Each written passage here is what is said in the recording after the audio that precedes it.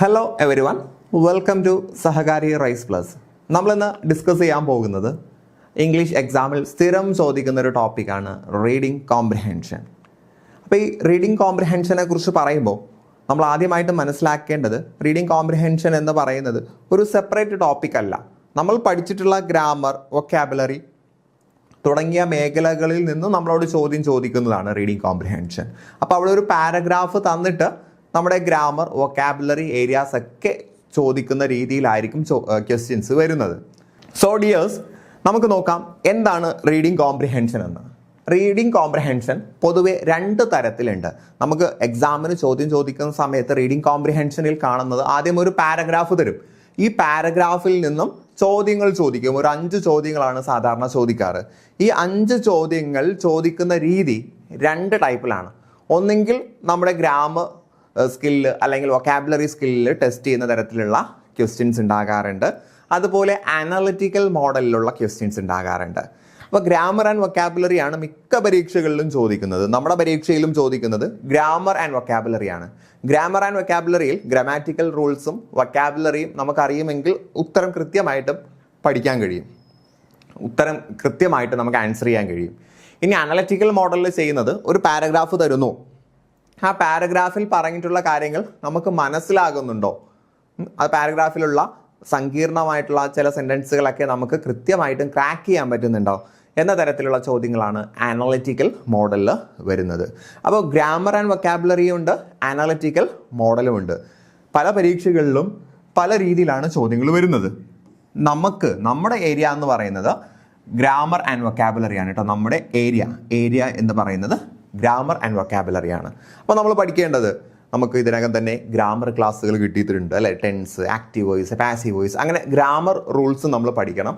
Synonyms, antonyms, one word substitution, ഇങ്ങനെ വൊക്കാബുലറിയും പരമാവധി പഠിക്കുക. ഇത് രണ്ടും ഉണ്ടെങ്കിൽ തന്നെ നമുക്ക് റീഡിംഗ് കോംപ്രിഹെൻഷൻ സുഖമായിട്ട് ആൻസർ ചെയ്യാൻ പറ്റും. അപ്പോൾ നിങ്ങൾക്ക് റീഡിംഗ് കോംപ്രിഹെൻഷൻ എന്താണ് എന്ന് മനസ്സിലാക്കി തരുന്നതിന് വേണ്ടി നമ്മൾ കുറച്ച് ക്വസ്റ്റ്യൻസ് പ്രാക്ടീസ് ചെയ്യാൻ പോവുകയാണ്. അപ്പോൾ റീഡിംഗ് കോംപ്രിഹെൻഷനിൽ നമുക്ക് അഡോപ്റ്റ് ചെയ്യാൻ പറ്റുന്ന ഒരു രീതി പ്രാക്ടീസ് ചെയ്യാം. ഓരോ പാരഗ്രാഫ് വെച്ച് ചോദിച്ചിട്ടുള്ള ചോദ്യങ്ങൾ എടുത്ത് വെച്ച് നമ്മൾ പ്രാക്ടീസ് ചെയ്യുമ്പോഴാണ് മാത്രമാണ് നമുക്കിതിൽ ശരിയായിട്ടുള്ള ഉത്തരത്തിലേക്ക് എത്തിച്ചേരാൻ പറ്റുന്നത്. അപ്പോൾ റെഗുലർ പ്രാക്ടീസിലൂടെ നമുക്ക് വരുതിയിൽ വരുത്താൻ പറ്റുന്ന ഒരു ഏരിയ ആണ് റീഡിംഗ് കോംപ്രിഹെൻഷൻ. സോ ഇന്ന് നമ്മൾ കുറച്ച് ക്വസ്റ്റ്യൻസ് ഡിസ്കസ് ചെയ്യും. അടുത്തൊരു ക്ലാസ്സിൽ നമ്മൾ കുറച്ച് ക്വസ്റ്റ്യൻസ് ഡിസ്കസ് ചെയ്യും. അപ്പോൾ ഈ ക്വസ്റ്റ്യൻസിലൂടെ പോകുമ്പോൾ നിങ്ങൾക്ക് ഏകദേശം പിടികിട്ടുന്നുണ്ടാകും ഏത് രീതിയിലാണ് നമുക്ക് ചോദ്യങ്ങൾ വരുന്നത് എന്ന്. ഓക്കെ അല്ലേ? അപ്പോൾ ഇതെല്ലാം വിവിധ UPSC നിലവാരത്തിലുള്ള SSC, RRB നിലവാരത്തിലുള്ള പരീക്ഷയിലെ ചോദ്യങ്ങളാണ്. അപ്പോൾ ആദ്യം നമുക്ക് നോക്കാം. In the following passage, some words have been deleted. Read the passage carefully and select the most appropriate option to fill in each blank. അപ്പോൾ ഇത് ഇൻസ്ട്രക്ഷൻ ആണ്. ഇനി എല്ലാ ക്വസ്റ്റ്യനും മുകളിലും ഈ ഒരു ഇൻസ്ട്രക്ഷൻ തന്നെ ഉണ്ടാകും. നമ്മൾ അവിടെ എല്ലാ സ്ഥലത്തും അത് വായിക്കുന്നില്ല. അപ്പോൾ താഴെ തന്നിരിക്കുന്ന പാരഗ്രാഫിൽ ചില ഭാഗങ്ങളിൽ ബ്ലാങ്ക് ഉണ്ട്. ആ ബ്ലാങ്കിൽ എന്താണ് വേണ്ടതെന്ന് വെച്ചാൽ അത് വെച്ച് ഫില്ല് ചെയ്യാമെന്നാണ്. ക്വസ്റ്റ്യൻസ് വേറെ വരും. ആദ്യം പാരഗ്രാഫ് തരും, അതിനുശേഷം ഓരോ ക്വസ്റ്റ്യൻ തരും. ക്വസ്റ്റ്യൻ തരുന്നത് 1 എന്താ കൊടുക്കേണ്ടത്, 2 എന്താണ്, 3 എന്താണ്, 4 എന്താണ്, 5 എന്താണ്, അങ്ങനെ 5 പാരഗ്രാഫായി 5 ക്വസ്റ്റ്യൻസ് ആയിരിക്കും നമുക്ക് തരിക. അപ്പോൾ ഒന്നാമത്തെ സെന്റൻസ് ഇങ്ങനെയാണ്: Once King Krishnadevaraya dash a parrot of which he was excessively fond. ഒരു ദിവസം കൃഷ്ണദേവരായക്ക് dash a parrot of which he was excessively fond. Once എന്ന് പറയുമ്പോൾ ഒരിക്കൽ കൃഷ്ണദേവരായക്ക്. അപ്പോൾ ഒരു സ്റ്റോറി ആകുമ്പോൾ പാസ്റ്റിൽ നടന്നതാണ് അല്ലേ. അപ്പോൾ അദ്ദേഹത്തിന് വളരെ ഇഷ്ടമുള്ളൊരു പാരറ്റ് ഉണ്ടായിരുന്നു എന്നായിരിക്കും അവിടെ വരേണ്ടത്. സോ നമുക്ക് ഓപ്ഷൻസിലേക്ക് പോകാം. ഞാൻ നേരെ ക്വസ്റ്റ്യൻസിലേക്ക് പോവുകയാണ്. ഇവിടെ ഹാസ് ആണോ, വിൽ ഹാവ് ആണോ, ഹാവ് ആണോ, ഹാഡ് ആണോ? അപ്പോൾ ഒരിക്കൽ എന്ന് പറയുമ്പോൾ തന്നെ സ്റ്റോറി എല്ലാം പാസ്റ്റിലാണ് വരുന്നത്. അപ്പോൾ അവിടെ ഹാഡ് ആണ് വരേണ്ടത് അല്ലേ. ഹാഡ് ആണ് വരേണ്ടത്. സോ നമുക്കിവിടെ ഹാഡ് കൊടുക്കാം. Had. Then he kept it in a silver cage and fed it fruits and nuts and anything else the bird asked for. അതിന് വെള്ളിക്കൂട്ടിലേക്ക് അടയ്ക്കുകയും അതിനാവശ്യമുള്ള ഫ്രൂട്ട്സും നട്ട്സും എന്തൊക്കെ വേണോ അതൊക്കെ കൊടുക്കുകയും ചെയ്തു. പക്ഷേ നിങ്ങൾക്ക് അറിയുന്ന കഥയാണ്. The parrot longed for freedom and often asked for it. അതിന് സ്വാതന്ത്ര്യം കിട്ടാനായിരുന്നു ആഗ്രഹം. ലോങ്ഡ് എന്ന് പറഞ്ഞാൽ ഡിസൈഡ്, ആഗ്രഹിച്ചു എന്ന അർത്ഥത്തിനാണ് കേട്ടോ. അത് ആഗ്രഹിച്ചത് സ്വാതന്ത്ര്യമായിരുന്നു. But the king would always reply, ask for anything else. എനിക്ക് സ്വാതന്ത്ര്യം വേണം എന്ന് അദ്ദേഹം ചോദിക്കുമ്പോൾ, ആ ഒരു പാരറ്റ് ചോദിക്കുമ്പോഴെല്ലാം രാജാവ് പറയുന്നത് മറ്റെന്തെങ്കിലും ചോദിക്കുമെന്നാണ്. അങ്ങനെ ഒരു ദിവസം the parrot said to give me freedom and I will give 3 dash advice. അപ്പോൾ നീ എനിക്ക് സ്വാതന്ത്ര്യം തന്നു കഴിഞ്ഞാൽ, പാരറ്റ് പറയാണ്, the parrot said to the king give me freedom and I will give you 3 dash advice. 3 advice ഞാൻ തരാം. That could be of great benefit to you. താങ്കൾക്ക് വളരെയധികം നേട്ടം കിട്ടുന്ന 3 അഡ്വൈസ് ഞാൻ നിങ്ങൾക്ക് തരാമെന്ന് പറയുകയാണ്. അപ്പോൾ 3 കഴിഞ്ഞിട്ടൊരു ഡാഷ് കൊടുത്തിട്ടുണ്ടല്ലേ. അപ്പോൾ 3 അഡ്വൈസസ് എന്ന് നമ്മൾ പറയാറുണ്ടോ? അഡ്വൈസ് എന്ന് പറയുന്നത് അൺകൗണ്ടബിൾ നൗൺ ആണ് അല്ലേ. സോ അതുകൊണ്ട് നമുക്ക് അവിടെ അഡ്വൈസിനെ പ്ലൂറലാക്കാൻ പറ്റുന്ന ഏതെങ്കിലും ഒരു ഫ്രേസാണ് അവിടെ വേണ്ടത്. ഞാൻ നേരെ ഓപ്ഷനിലേക്ക് പോവുകയാണ്. Select the most appropriate option to fill in the blank number 2. ഞാൻ പാരഗ്രാഫിൽ അതാത് സ്ഥലത്ത് എത്തുമ്പോൾ തന്നെ ചോദ്യത്തിലേക്ക് പോകാനുള്ള കാരണം ഇല്ലെങ്കിൽ നമ്മൾ മറന്നു. അത് പൂർണ്ണമായിട്ട് വായിച്ചതിന് ശേഷം ക്വസ്റ്റ്യൻസിലേക്ക് വരുമ്പോൾ നമ്മൾ അത് മറന്നു. അപ്പോൾ 3 ഉപദേശങ്ങൾ എന്നാണ് പറഞ്ഞത്. ക്വാണ്ടിറ്റി പറയുക, ഉപദേശത്തെക്കുറിച്ച് ക്വാണ്ടിറ്റി പറയില്ല, ഡിജിറ്റ് പറയില്ല, നമ്പർ പറയില്ല, നമ്മൾ പീസസ് എന്നാണ് പറയുക കേട്ടോ. ഉപദേശത്തെക്കുറിച്ച് പറയുമ്പോൾ നമ്മൾ piece of advice, a piece of advice, 2 pieces of advice എന്ന രീതിയിലാണ് പറയുന്നത്. Clear? Then the king loved the parrot but he loved money dash. അപ്പോൾ നമ്മുടെ രാജാവിന് പാരറ്റിനെ ഇഷ്ടമാണ്, പക്ഷെ അതിനേക്കാൾ ഇഷ്ടം പണത്തെയാണ്. അപ്പോൾ പാരറ്റിനെ ഇഷ്ടമാണ്, അപ്പോൾ അതിനേക്കാൾ ഇഷ്ടം പണമാണ്. കമ്പാരിറ്റീവ് ഡിഗ്രി അല്ലേ, ഒന്നിനെ മറ്റൊന്നിനേക്കാൾ കൂടുതൽ എന്ന രീതിയിൽ പറയുന്നത് കമ്പാരിറ്റീവ് ആണ്. അപ്പോൾ പാരറ്റിൻ്റെ ലവിനെയും മണിയുടെ ലവിനെയും തമ്മിൽ കമ്പയർ ചെയ്തു. അപ്പോൾ കമ്പാരിറ്റീവ് ഡിഗ്രിയാണ് വരേണ്ടത്. അപ്പോൾ അവിടെ ഒരു കമ്പാരിറ്റീവ് ഡിഗ്രിക്ക് തുല്യമായിട്ടുള്ള ഒരു വേർഡ് ആയിരിക്കും വരുന്നത് അല്ലേ. സോ നമുക്ക് നോക്കാം. നിങ്ങൾ വായിക്കുമ്പോൾ നിങ്ങൾക്ക് ഇങ്ങനെയും വായിക്കാം, അല്ലെങ്കിൽ മൊത്തം പാരഗ്രാഫ് വായിച്ചതിന് ശേഷവും പോവാം കേട്ടോ. So select the most appropriate option to fill in the blank. More, better, most, extra ഏതാണ്? അപ്പോൾ കൂടുതൽ ഇഷ്ടം എന്നാണ് പറഞ്ഞത്. കമ്പാരിറ്റീവ് ആകുമ്പോൾ മോറാണ് വരേണ്ടത്. കമ്പാരിറ്റീവ് ആകുമ്പോൾ മോറാണ്. ഇനി ബെറ്റർ കമ്പാരിറ്റീവ് ആണ്, പക്ഷെ നമുക്ക് തന്നിരിക്കുന്ന സാഹചര്യത്തോട് അത് യോജിക്കുന്നില്ല. മോറ് കമ്പാരിറ്റീവ് സൂചിപ്പിക്കുന്നതും, കമ്പാരിറ്റീവ് ആകുമ്പോൾ ഒരു വസ്തുവിനെ മറ്റൊരു വസ്തുവിനോട് കമ്പയർ ചെയ്യാണ്. അപ്പോൾ കമ്പാരിറ്റീവിനെ സൂചിപ്പിക്കുന്നത് മോറും, സൂപ്പർലേറ്റീവ് ഏറ്റവും കൂടുതൽ ഇഷ്ടം എന്ന അർത്ഥത്തിന് വരുന്നത് മോസ്റ്റുമാണ്. ക്ലിയർ? സോ കമ്പാരിറ്റീവ് ഡിഗ്രി ആയതുകൊണ്ട് നമുക്ക് മോറാണ് കൊടുക്കേണ്ടത്. ദെൻ അടുത്ത 3ാമത്തതിലേക്ക് വരാം. What you don't. അടുത്ത് പാരറ്റ് അഡ്വൈസ് കൊടുക്കുകയാണ്. Never believe everything that is told to you. നിങ്ങൾക്ക് ഇഷ്ടമുള്ള, നിങ്ങളോട് ആരെന്ത് പറഞ്ഞാലും അത് വിശ്വസിക്കാൻ നിൽക്കരുത്. What you don't know is that I have 2 priceless gems in my stomach. എനിക്ക് നിങ്ങളോട് പറയാനുള്ളത് എൻ്റെ വയറ്റിനുള്ളിൽ 2 വിലപിടിപ്പുള്ള ജെംസ് ഉണ്ട് എന്ന് പറയുകയാണ്. ഇത് കേട്ടപ്പോൾ അയാൾ പറയുന്നു 2 priceless gems. Echoed the king. Oh, what a fool. I was to set you free. I will regret this for the rest of my life. നിങ്ങളുടെ വയറ്റിൽ 2 ജെമ്പുണ്ടോ? ഞാൻ എന്ത് വിഡ്ഢിയാണ്. ഞാൻ നിങ്ങളെ I was to set you free, ഞാൻ നിന്നെ free ആയിട്ട് അയക്കാം, ആ ജെമ്മ് എനിക്ക് തരണം എന്ന രീതിയിൽ സംസാരിക്കുകയാണ്. So I dash you never to grieve over losses but here you are grieving over losing me. അപ്പോൾ പാരറ്റ് അടുത്ത ഉപദേശം നൽകുകയാണ്. I dash you never to grieve over losses but here you are grieving over losing me.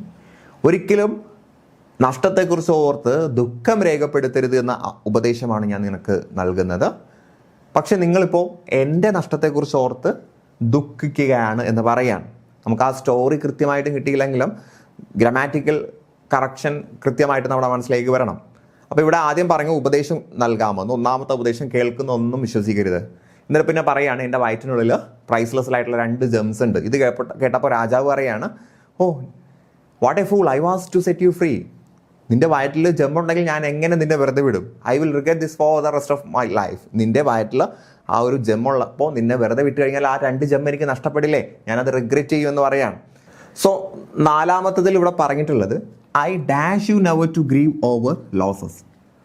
ഒരിക്കലും നഷ്ടങ്ങളെ ഓർത്ത് ദുഃഖിക്കരുത് എന്നാണ് എനിക്ക് നിങ്ങളോട് പറയാനുള്ളത്. അങ്ങനെയാണ് ഞാൻ നിങ്ങൾക്ക് ഉപദേശം തന്നിട്ടുള്ളത് അല്ലേ. ഞാൻ ഉപദേശം തന്നു, you never to grieve over losses. അപ്പോൾ ഉപദേശം തന്നു, അപ്പോൾ പാസ്റ്റ് ആണ്. അപ്പോൾ അവിടെ പാസ്റ്റ് ആണ് വേണ്ടത്. 2ാമത്തതിൽ പാസ്റ്റ് ആണ് വേണ്ടത്.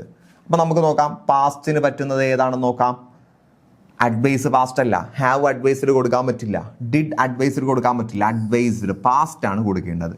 അപ്പോൾ 4ാമത്തതിൽ പാസ്റ്റ് ആണ് കൊടുക്കേണ്ടത്. അപ്പോൾ വെർബ് ടു അഡ്വൈസ്ഡ് ആണ് അവിടെ ഉത്തരമായിട്ട് വരുന്നത് കേട്ടോ. അപ്പോൾ ഇവിടെ നമുക്ക് അഡ്വൈസ്ഡ് കൊടുക്കാം. അഡ്വൈസ്ഡ് SED ആണ്, CED കൊടുക്കരുത്. അഡ്വൈസ് നൗൺ ആകുമ്പോൾ CEയും വേർബ് ആകുമ്പോൾ SEയും ആണ് അല്ലെ. ഇവിടെ കണ്ടില്ല അഡ്വൈസ്, ഇത് നൗൺ ആണ്. നൗൺ ആയതുകൊണ്ടാണ് C വന്നത്. Clear? Then said the parrot, I advised you never to believe everything you hear. നിങ്ങൾക്ക് ഇവിടെ ബുദ്ധിപൂർവ്വം ചിന്തിച്ചു കഴിഞ്ഞാൽ ഇവിടെ കണ്ടോ, ഇവിടെ V2 അല്ലേ വന്നത്, അതേ സ്ട്രക്ചറാണ് ഇവിടെയും ഉള്ളത്. അങ്ങനെയും നിങ്ങൾക്ക് ഉത്തരത്തിലേക്ക് എത്താൻ കഴിയും. I advised you never to believe everything you hear, but you immediately believed me when I told you I had 2 gems in my stomach. അപ്പോൾ പാരറ്റ് ചോദിക്കുകയാണ്, ഞാൻ നിങ്ങളോട് പറഞ്ഞത് കേട്ട ഉടനെ കാര്യങ്ങൾ വിശ്വസിക്കരുതെന്നല്ലേ. അപ്പോൾ എൻ്റെ വയറ്റിൽ ജെംസ് ഉണ്ടെന്ന് പറഞ്ഞപ്പോൾ നിങ്ങൾ കേട്ട ഉടനെ അത് വിശ്വസിച്ചിരിക്കുകയാണ്. അങ്ങനെ വിശ്വസിക്കാൻ പാടില്ല എന്നല്ല ഞാൻ ഉപദേശിച്ചത് എന്ന് പറയുകയാണ്. അപ്പോൾ അത് പറഞ്ഞത് കള്ളമാണ് എന്നർത്ഥം. ദെൻ അഞ്ചാമത്തതിലേക്ക് വരികയാണ്. Dash I have survived if I really had 2 gems in my stomach. My third advice is learn to listen with your mind instead of just with your ears. Saying these words, the parrot flew away. അപ്പോൾ ഇതിനിടയിൽ കുറച്ച് സംഭവങ്ങളൊക്കെ വരുന്നുണ്ട്. പാരറ്റിനെ തുറന്ന് വിടുന്നുണ്ട്. അപ്പോൾ എൻ്റെ വയറ്റിൽ ജെംസ് ഇല്ലെന്നല്ലേ പറഞ്ഞത് എന്ന സമയത്ത് നമ്മുടെ പാരറ്റിനെ തുറന്നു വിടുന്നുണ്ട്. തുറന്നു വിടുന്ന സമയത്ത് പാരറ്റ് ചോദിക്കും, ഞാൻ ആദ്യം പറഞ്ഞ ഉപദേശം എന്താണ്? കേൾക്കുന്നതെല്ലാം വിശ്വസിക്കരുത് എന്നാണല്ലേ. അപ്പോൾ നിങ്ങൾ കേട്ടത് വിശ്വസിക്കാൻ പാടില്ലായിരുന്നു, ഞാൻ പറഞ്ഞത് കള്ളമായിരുന്നു എന്ന് പറഞ്ഞ് പാരറ്റ് പറന്നു പോകുന്നു. ഇതാണ് കഥ. ദെൻ അഞ്ചാമത്തതിൽ തുടക്കത്തിലാണ് ഒരു ഡാഷ് കൊടുത്തിട്ടുള്ളത്, അവസാനം ഒരു ക്വസ്റ്റ്യൻ മാർക്കും ഉണ്ട് അല്ലേ. ഒരു ക്വസ്റ്റ്യൻ മാർക്കും ഉണ്ട്. അപ്പോൾ നമുക്ക് മനസ്സിലായി അതൊരു ക്വസ്റ്റ്യൻ സെൻറ്റൻസ് ആണ് എന്ന് നമുക്ക് ഏകദേശം പിടികിട്ടിയിട്ടുണ്ട്. പക്ഷേ ഇവിടെ എന്ത് കൊടുക്കും? നമുക്ക് ഓപ്ഷൻസിലേക്ക് വരാം. ഓപ്ഷൻസിലേക്ക് വരുമ്പോൾ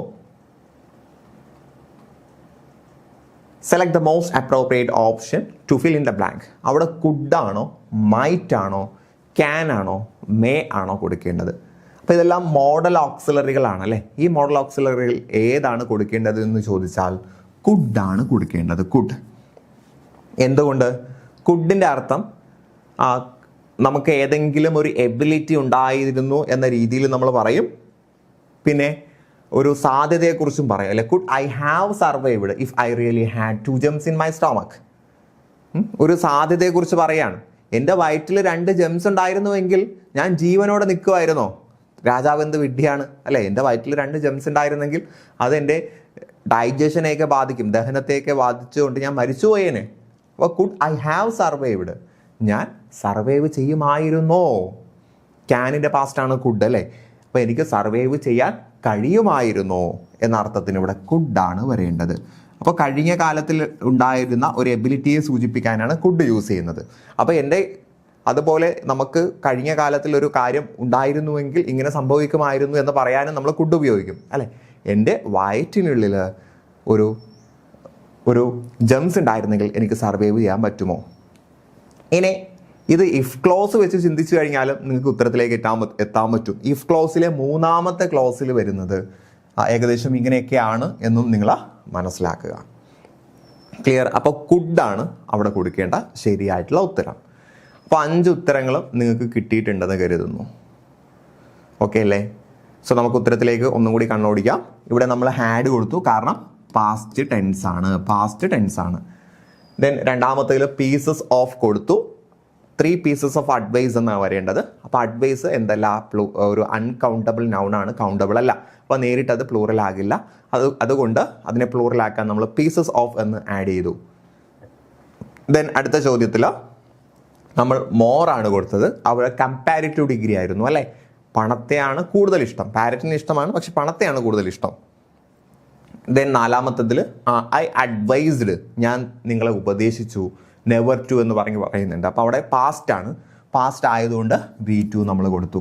ദെൻ 5ാമത്തതിൽ അതൊരു ക്വസ്റ്റ്യൻ ആണ്. അപ്പോൾ അവിടെ കുഡ് ഐ ഹാവ് എന്ന രീതിയിലാണ് നമ്മൾ കൊടുത്തിട്ടുള്ളത്. ക്ലിയർ? ദെൻ അടുത്തൊരു ക്വസ്റ്റ്യനിലേക്ക് വരാം. അപ്പോൾ റീഡിങ് കോംപ്രിഹെൻഷൻ ആണ്. സോ ഇതുവരെയുള്ളത് ഇൻസ്ട്രക്ഷൻ ആണ് കേട്ടോ. ഇൻസ്ട്രക്ഷൻ ആണ്. താഴെ തന്നിരിക്കുന്നതിൽ ചില ഭാഗങ്ങൾ വിട്ടുപോയിട്ടുണ്ട്. അവിടെ ഉചിതമായിട്ടുള്ള ഓപ്ഷൻസ് ഉപയോഗിച്ച് നിങ്ങൾ ഉത്തരത്തിലേക്ക് വരിക എന്നുള്ളതാണ് ചോദ്യം. 1ാമത്തെ ചോദ്യം, people may seek fashion as part of dash, they are want to be a fashion lover. which may lead them to spend more time, dash out the latest fashion trends and more money than others on fashion products. അപ്പോൾ ഒറ്റ sentence ആണ്, 2 dash അവിടെ വന്നിട്ടുണ്ട്. ഇന്നത്തെ കാലത്ത് people may seek fashions as a part of dash. ഫാഷനെ അവർ അവരുടെ ഡാഷിൻ്റെ ഭാഗമായിട്ട് കാണുന്നു. അപ്പോൾ നമുക്ക് ആദ്യത്തെ ഓപ്ഷൻസിലേക്ക് വരാം. അപ്പോൾ ഇവിടെ റിലേറ്റീവ് പ്രൊനൗൺ ആണ്. ഒരു സെൻറ്റൻസിൻ്റെ നടുക്ക് WH ക്വസ്റ്റ്യൻ വേർഡ് പോലുള്ള സെൻറ്റൻസ് വേർഡ് വന്നു കഴിഞ്ഞാൽ അത് റിലേറ്റീവ് പ്രൊനൗൺ ആണ് അല്ലേ. വിച്ച് ഒബ്ജക്റ്റിനെ സൂചിപ്പിക്കുന്നതാണ്, ഒരു വസ്തുവിനെ സൂചിപ്പിക്കുന്നതാണ്. ബാക്കി 3 പേഴ്സണെ സൂചിപ്പിക്കുന്നതാണ്, ഒരു വ്യക്തിയെ സൂചിപ്പിക്കുന്നതാണ്. ഹൂ സബ്ജക്റ്റ് പേഴ്സണെ സൂചിപ്പിക്കുന്നു അല്ലെ, ഹൂസ് പൊസസീവിനെ സൂചിപ്പിക്കുന്നു, ഹൂം ഒബ്ജക്റ്റ് അല്ലെ, ആരെ, ഹൂസ് ആരുടെ, ഹു ആര് എന്നീ അർത്ഥങ്ങൾക്ക് വരുന്നതാണ്. അപ്പോൾ നമുക്ക് തന്നിരിക്കുന്ന സാഹചര്യം നോക്കിക്കോളൂ. People may seek fashion as a part of dash who they are may want to be a fashion lover.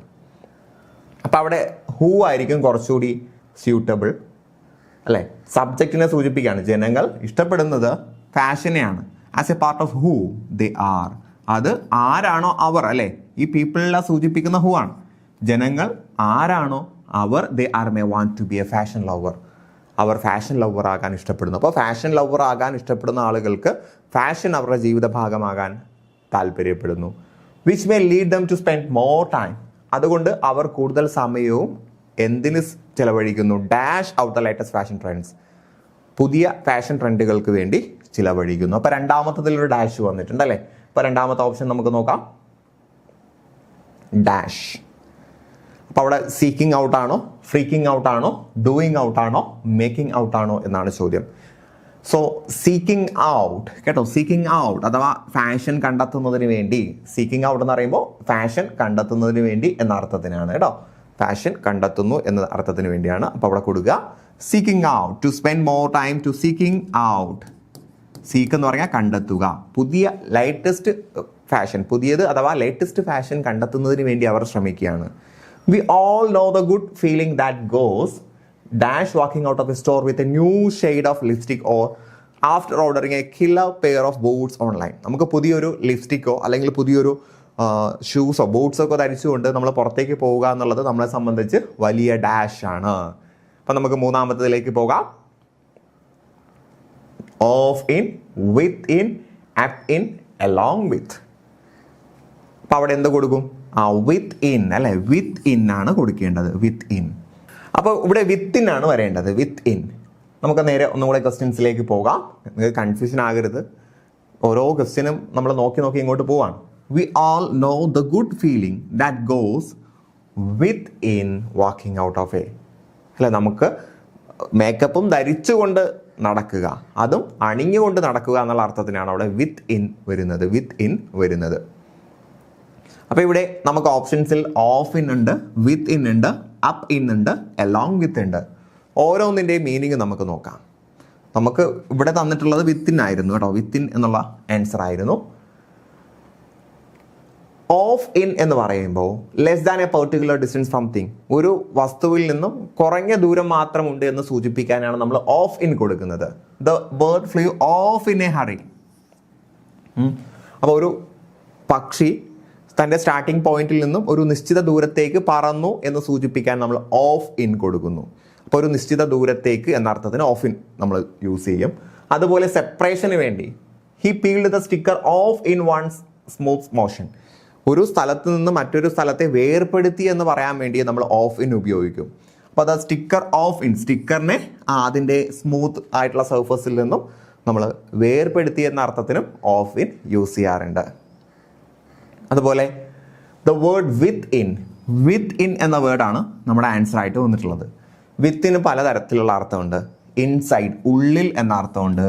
Enclosed by എന്ന് പറഞ്ഞാൽ ഒരു വസ്തുവിനെയും ചേർത്തുകൊണ്ട്, അതുമായിട്ട് ചേർന്നുകൊണ്ട് എന്ന അർത്ഥവും പറയുന്നുണ്ട്.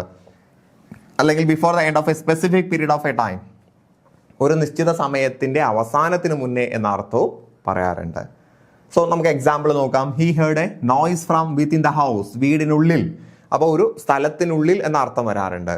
Please respond within time, within days, ഏതാനും ദിവസങ്ങൾക്കുള്ളിൽ റെസ്പോണ്ട് ചെയ്യുക എന്ന രീതിയിലും ടൈം വെച്ച് നമുക്ക് പറയാം. They live within the city limits. അവർ സിറ്റി ലിമിറ്റ്സിനുള്ളിലാണ് ജീവിക്കുന്നത് എന്ന അർത്ഥത്തിനും നമുക്ക് പറയാം. Then up in. Up in എന്നുള്ളത്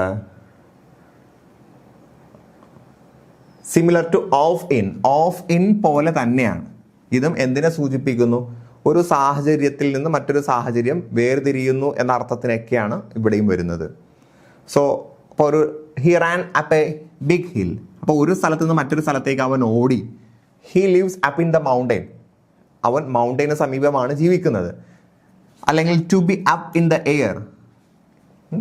ഒരു കാര്യം തീരുമാനിച്ച് ഉറപ്പിക്കാത്തതിനെ കുറിച്ച് നമ്മൾ പറയുന്ന ഫ്രേസാണ് to be up in the air. Okay. Then along with എന്ന് പറഞ്ഞാൽ ഒരു കാര്യത്തോടൊപ്പം എന്ന അർത്ഥത്തിനാണ്. ടുഗദർ വിത്ത് എന്നൊക്കെ അർത്ഥത്തിനാണ്. So she submitted her application along with a cover letter. ഒരു കവർ ലെറ്ററിനോടൊപ്പം കത്ത് സബ്മിറ്റ് ചെയ്തു. The delivery truck come along with the plumber. Delivery truck പ്ലംബറിനോടൊപ്പം വന്നു. ഈ അർത്ഥത്തിനൊക്കെ നമ്മൾ എലോങ് വിത്ത് യൂസ് ചെയ്യാറുണ്ട്. ക്ലിയർ? ദെൻ അടുത്ത ക്വസ്റ്റ്യനിലേക്ക് വരാം. അപ്പോൾ നമ്മൾ മൂന്നാമത്തത് പറഞ്ഞു വിത്ത് ഇൻ. വിത്ത് ഇൻ എന്ന് പറയുമ്പോൾ നമ്മുടെ ഉള്ളിൽ എന്ന അർത്ഥത്തിലാണ് അല്ലേ. നമ്മുടെ ഉള്ളിൽ ഒരു ലിപ്സ്റ്റിക്ക് ധരിച്ചുകൊണ്ട് അല്ലെങ്കിൽ പുതിയൊരു ബൂട്ട് ധരിച്ചുകൊണ്ട് പോകുമ്പോൾ നമ്മുടെ ഉള്ളിലുള്ള ഫീലിംഗ് എത്രമാത്രമായിരിക്കും എന്ന അർത്ഥത്തിനാണ് അവിടെ വിത്ത് ഇൻ യൂസ് ചെയ്യുന്നത്. ദെൻ അടുത്ത sentence, they call it retail therapy for a reason and more than one scientific study has dash and its evidence effectiveness. അപ്പോൾ നമുക്ക് റീറ്റെയിൽ തെറാപ്പി എന്ന് പറയുന്ന ഒരു തെറാപ്പി ഉണ്ട്. ആ തെറാപ്പിയുടെ അടിസ്ഥാനത്തിൽ ആ ഒരു പഠനത്തിൽ വന്നിട്ടുള്ളത് എന്താണ്, ഈ പുതിയ വസ്ത്രങ്ങൾ അല്ലെങ്കിൽ പുതിയ ട്രെൻഡിനോടുള്ള ഒരു ആസക്തിയുടെ കാരണം എന്താണ് എന്ന് പഠനത്തിൽ വന്നിട്ടുണ്ട്. അപ്പോൾ ഇവിടെ ഹാസ് ഡാഷ്, ഇവിടെ എന്ത് വരും? ഇതൊക്കെ നമുക്ക് ഓപ്ഷൻസ് കാണുമ്പോഴാണ് ഏകദേശം അവരെന്താണ് ചോദിക്കുന്നതെന്ന് മനസ്സിലാകുന്നത്.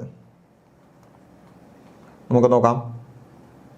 Select the most appropriate to fill. Has held back എന്നാണോ, സമ്ഡ് അപ്പ് എന്നാണോ, ബാക്ക്ഡ് അപ്പ് എന്നാണോ, സോൾഡ് ഓൺ ആണെന്നോ? സോ ഇവിടെ ബാക്ക്ഡ് അപ്പ് എന്ന മീനിങ് ആണ് കറക്റ്റ് ആയിട്ട് വരുന്നത്, ബാക്ക്ഡ് അപ്പ്. അപ്പോൾ നമുക്ക് ഓരോന്നിൻ്റെയും മീനിങ് നമുക്ക് ജസ്റ്റ് ഒന്ന് പരിശോധിക്കാം. ഹെൽഡ് ബാക്ക് എന്ന് പറഞ്ഞാൽ റിസ്ട്രെയിൻ എന്നാണ്, അഥവാ തളർന്നു അല്ലെങ്കിൽ കെപ്റ്റ് അണ്ടർ കൺട്രോൾ അല്ലെങ്കിൽ നമ്മുടെ നിയന്ത്രണത്തിലേക്ക് വന്നു എന്ന അർത്ഥത്തിനൊക്കെ നമ്മൾ ഹെൽഡ് ബാക്ക് ഉപയോഗിക്കും. നമുക്ക് ഉത്തരമായിട്ട് സ്യൂട്ടബിൾ ആയത് ബാക്കപ്പ് ആയിരുന്നു അല്ലേ. ബാക്കപ്പ് എന്ന് പറഞ്ഞാൽ സപ്പോർട്ടാണ്, സപ്പോർട്ട്. അപ്പോൾ നമ്മുടെ ഫാഷൻ സെൻസിനെ സപ്പോർട്ട് ചെയ്യുന്ന കാര്യം എന്താണെന്ന് അവർ പഠന വിധേയമാക്കിയെന്നാണ് നമ്മുടെ സെൻറ്റൻസിൽ പറഞ്ഞിരിക്കുന്നത് അല്ലേ. More than one scientific study has backed up. അപ്പോൾ ഇതിനെ അല്ലെങ്കിൽ പുതിയ വസ്തുക്കൾ ധരിക്കുമ്പോൾ നമുക്ക് കിട്ടുന്ന എനർജിയെ, ആ ഒരു എഫക്റ്റീവ്നെസ്സിനെ സപ്പോർട്ട് ചെയ്യുന്ന സയൻറ്റിഫിക് പഠനങ്ങൾ ഒന്നിലധികം നടന്നിട്ടുണ്ട്. അപ്പോൾ ബാക്കപ്പ് അതിനെ സപ്പോർട്ട് ചെയ്യുന്ന തരത്തിലുള്ള എന്നർത്ഥത്തിനാണ് വരുന്നത്. അപ്പോൾ നമുക്ക് നേരെ ഓരോ മീനിങ്ങിലേക്കും പോകാം. നമ്മുടെ സെൻറ്റൻസിൽ നമ്മുടെ സെൻറ്റൻസിന് ഏറ്റവും ആക്റ്റ് ആയിട്ടുള്ളത് ബാക്കപ്പാണ്. ഇനി ഇവിടെ ഓപ്ഷനിൽ held back, summed up, sold on ഒക്കെ തന്നിട്ടുണ്ടല്ലോ. അപ്പോൾ അതിൽ ഹെൽഡ് ബാക്ക് ആദ്യത്തെ ഓപ്ഷനിൽ പറഞ്ഞിരിക്കുന്നത് ഹെൽഡ് ബാക്ക് ആണ്. കൃത്യമായിട്ട് ഓർക്കുക, ഹെൽഡ് ബാക്ക് എന്ന് പറഞ്ഞാൽ restrained or kept under control, നമ്മുടെ നിയന്ത്രണത്തിലാക്കുന്നതിനാണ്. ഒരു കാര്യം നമ്മുടെ നിയന്ത്രണത്തിലാക്കുന്നതിനാണ് ഹെൽഡ് ബാക്ക് എന്ന് പറയുന്നത്. He held back his tears എന്ന് പറഞ്ഞാൽ അവൻ്റെ കണ്ണീര് പിടിച്ചു നിർത്തിയെന്ന അർത്ഥത്തിനാണ്. കരച്ചിൽ വന്നിട്ടും അത് പിടിച്ചു നിർത്തിയെന്ന അർത്ഥത്തിന് നമ്മൾ ഹെൽഡ് ബാക്ക് ഉപയോഗിക്കാറുണ്ട്. ഇനി മറ്റൊരു അർത്ഥത്തിൽ ഉപയോഗിക്കാറുണ്ട് prevented someone from progressing or succeeding. ഒരാൾ വിജയിക്കുന്നതിൽ നിന്നും തടഞ്ഞു നിർത്തുന്നതിനെ കുറിച്ച് നമ്മൾ ഹെൽഡ് ബാക്ക് എന്ന് പറയാറുണ്ട്. His lack of experience held him back from getting the promotion. അവന് പരിചയസമ്പത്തില്ലാത്തത് അവനെ പ്രൊമോഷനിൽ നിന്നും തടഞ്ഞു നിർത്തി എന്ന അർത്ഥത്തിനും യൂസ് ചെയ്യാറുണ്ട്. ക്ലിയർ? അപ്പോൾ ഹെൽഡ് ബാക്കിന് രണ്ടർത്ഥമുണ്ട്. ഒന്ന് നിയന്ത്രണത്തിൽ കൊണ്ടുവരിക എന്നും മറ്റൊന്ന് ഒരാളെ വിജയിക്കുന്നതിൽ നിന്നും തടഞ്ഞു നിർത്തുക എന്ന അർത്ഥത്തിനും യൂസ് ചെയ്യാറുണ്ട്. ദെൻ ഓപ്ഷൻ ബിയിൽ കൊടുത്തിരിക്കുന്ന വേർഡ് സമ്ഡ് അപ്പ് ആണ്. സം അപ്പ് അതിൻ്റെ പാസ്റ്റാണ് സമ്ഡ് അപ്പ്. അപ്പോൾ സം അപ്പ് എന്ന് പറഞ്ഞാൽ എന്താ? ഇതുവരെ പറഞ്ഞ കാര്യങ്ങളെല്ലാം നമ്മളൊന്ന് മൊത്തത്തിൽ ഒന്ന് ബ്രീഫ് ചെയ്യുക അല്ലെ. നമ്മൾ ക്ലാസ് കഴിഞ്ഞിട്ട് ഞാനൊന്ന് സം അപ്പ് ചെയ്യുമെന്ന് പറഞ്ഞാൽ ഇതുവരെ പറഞ്ഞ കാര്യങ്ങളൊന്ന് ചുരുക്കി പറയുക. എക്സാമ്പിൾ ടു സം അപ്പ്, അതൊന്ന് ചുരുക്കി പറഞ്ഞാൽ the team played well but lacked a finishing touch. അപ്പോൾ ഒന്ന് ചുരുക്കി പറഞ്ഞാൽ ടീം നന്നായിട്ട് കളിച്ചു, പക്ഷേ അവസാനം ഫിനിഷിംഗ് ശരിയായില്ല എന്നർത്ഥത്തിന്. Like to sum up example ആണ്. ഇനി alternative meaning represented the most typical characteristics of something. ഒരു വസ്തുവിൻ്റെ ടിപ്പിക്കൽ പ്രത്യേകതകളെക്കുറിച്ച് പറയാനും നമ്മൾ സമ്മപ്പ് എന്ന് പറയും. The chaotic meeting summed up the problems at the company. അപ്പോൾ ദ കയോട്ടിക് മീറ്റിംഗ്, ആ പ്രശ്നകലുഷിതമായിട്ടുള്ള മീറ്റിംഗ് ആണ് അവിടെ എല്ലാ പ്രോബ്ലത്തിനും കാരണം, ആ കമ്പനിയിലെ എല്ലാ പ്രോബ്ലത്തിനും കാരണം. അപ്പോൾ കയോട്ടിക് മീറ്റിങ്ങിൻ്റെ അനന്തരഫലമാണ്, അതിൻ്റെ സമ്മപ്പാണ്, അത് കാരണമായിട്ടാണ് അവിടെ പ്രശ്നങ്ങൾ ഉണ്ടായത്. അപ്പോൾ ഒരു വസ്തുവിൻ്റെ പ്രത്യേകതയെക്കുറിച്ച് പറയാനും സമ്മഡപ്പ് എന്ന് നമുക്ക് ഉപയോഗിക്കാം. ഈ ആദ്യം പറഞ്ഞ മീറ്റിംഗ് ആണ് ഏറ്റവും കൂടുതലായിട്ട്, ആദ്യം പറഞ്ഞ മീനിങ് ആണ് ഏറ്റവും കൂടുതലായിട്ട് ഉപയോഗിക്കുന്നത് എന്ന് മനസ്സിലാക്കുക. ക്ലിയർ? അപ്പോൾ ഇതൊക്കെ കുറച്ച് വൊക്കാബുലറിയിൽ സ്ട്രെസ് ചെയ്തിട്ടുള്ള സാധനങ്ങളാണ് അല്ലേ. ദെൻ അടുത്ത ചോദ്യം, ബാക്കപ്പ് അല്ലെങ്കിൽ ബാക്കഡപ്പ് എന്ന് പറഞ്ഞാൽ സപ്പോർട്ട് ചെയ്യുക, ഏതെങ്കിലും വസ്തുവിനെ സപ്പോർട്ട് ചെയ്യുക അല്ലെങ്കിൽ ഏതെങ്കിലും കാര്യത്തെ സപ്പോർട്ട് ചെയ്യുക. അപ്പോൾ നമ്മുടെ ചോദ്യത്തിൽ ഉത്തരം ബാക്കപ്പ് ആയിരുന്നു അല്ലേ. ഈ പറയപ്പെട്ട ഫാഷൻ ട്രെൻഡിനെ പിന്താങ്ങുന്ന പഠനങ്ങൾ ഒരുപാട് നടന്നിട്ടുണ്ട്. ബാക്കപ്പ്. അപ്പോൾ supported someone or something often by confirming their statement or providing evidence. ഒരാളെയോ ഒരു കാര്യത്തെയോ തെളിവിൻ്റെ അടിസ്ഥാനത്തിൽ നമ്മൾ പിന്തുണയ്ക്കുന്നതിനാണ് ബാക്കപ്പ് എന്ന് പറയുന്നത്. അപ്പോൾ തെളിവിൻ്റെ അടിസ്ഥാനത്തിൽ ഒരു കാര്യത്തെ പിന്തുണയ്ക്കുന്നതിന് ബാക്കപ്പ് എന്ന് പറയുന്നു. അപ്പോൾ നമ്മുടെ ക്വസ്റ്റ്യൻ ഉത്തരം അതായിരുന്നു. So the witness backup my story. സാക്ഷി എൻ്റെ കഥയെ ബാക്കപ്പ് ചെയ്യുന്നു എന്ന് പറഞ്ഞാൽ എൻ്റെ കഥയെ അയാൾ പിന്താങ്ങുന്നു, ന്യായീകരിക്കുന്നു. ഓക്കെ അല്ലേ. ഇനി പിറകിലേക്ക് പോവുക എന്ന അർത്ഥത്തിന് നമ്മൾ ബാക്കപ്പ് യൂസ് ചെയ്യാറുണ്ട്. പക്ഷേ പ്രൈമറി മീനിങ്, ഈ ആൾട്ടർനേറ്റീവ് മീനിങ് എന്ന് പറയുമ്പോൾ ഇങ്ങനെയും ഒരു അർത്ഥം ഉണ്ടെന്നാണ്. എപ്പോഴും നമുക്ക് പ്രിഫറൻസ് കൊടുക്കേണ്ട മീനിങ് ഇത് തന്നെയാണ്. So the car backed up slowly. Car പതിയെ ബാക്കിലേക്ക് പോയി. അടുത്തൊരു ക്ലാസ്സിൽ കുറച്ച് ക്വസ്റ്റ്യൻസ് കൂടി നമുക്ക് ഇതുമായിട്ട് ബന്ധപ്പെട്ട് ഡിസ്കസ് ചെയ്യാം. അതുവരേക്കും എവർക്കും wish you good luck and good bye.